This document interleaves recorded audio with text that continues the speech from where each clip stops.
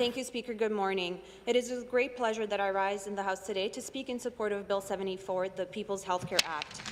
It was just a little more than a month ago that our Honourable Deputy Premier and Minister of Health and Long-Term Care introduced the People's Healthcare Act. Through this legislation, our minister laid out a blueprint for Ontario to modernize its healthcare system, to centralize it under one single agency capable of seamlessly connecting patients and healthcare providers across the province, creating Ontario health teams able to deliver quality service. The bill outlines a plan which includes digitization, use of technology, streamlining of services, modernization, investing money in the front lines, and centering the care around the patient. The day our minister introduced Bill 74, Mr. Speaker, was a day long overdue. Actually, Speaker, I think it was 15 years overdue, and let me tell you why. As I often do in this House, I will speak to my personal experience as a registered nurse that works in the emergency room of a local GTA hospital. ER is as frontline as it gets, Mr. Speaker. Let me paint you the picture of a day or even a few hours in the life of an RN on a shift in Ontario.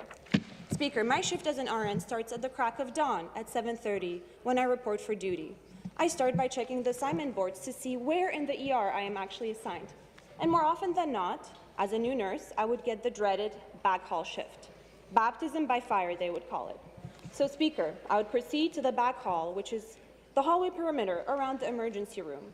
It's an L shape. It is about 2 meters wide and probably 20 meters long on each side.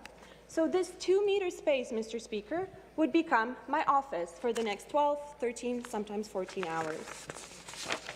So let me describe you how my shift actually looks. In a hospital that operates at 130% capacity every day, I would take report from the night nurse, and I would first start by restocking my little supply cubby. I would open up the drawers and I would see that vital supplies, basic tools such as needles, syringes, alcohol swabs would be missing. So what would I do? Instead of checking on my patients, I would just eyeball them, and I would proceed to the inside, leaving my patients unattended, just simply to restock my cubby. Then I would proceed to look for a vital sign machine, because that is a vital tool that I need in order to check my patient's vitals in the morning. Well, guess what, Speaker? Most times, a vital sign machine was not available because either it was broken or simply there was not enough. Then I would proceed to look for an oximeter because I would need to check my patient's pulse and heart rate.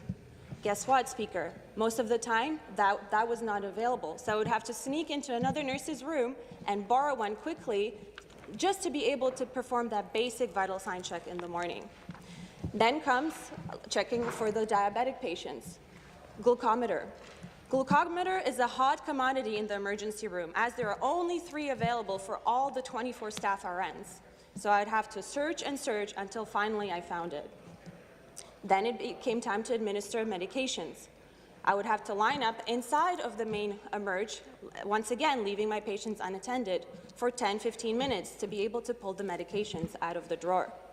And finally, when it was time to hang the medications, I would have to search for a simple pump and a simple pole around all the perimeter of the first floor to be able to provide the basic care.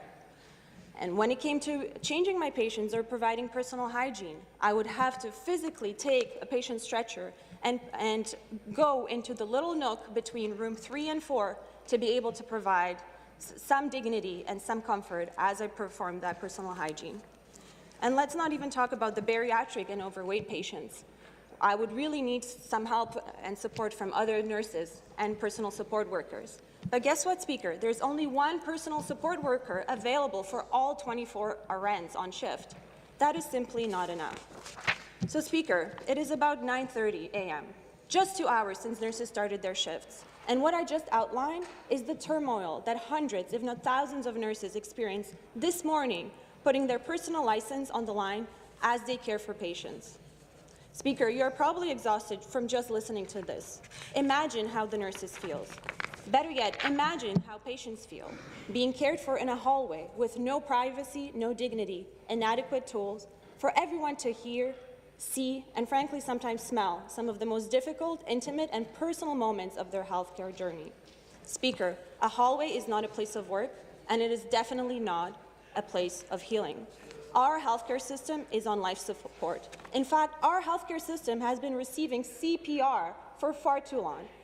And if not real intervention does not come fast, we will lose it. That is why Bill 74 is coming not a day too soon.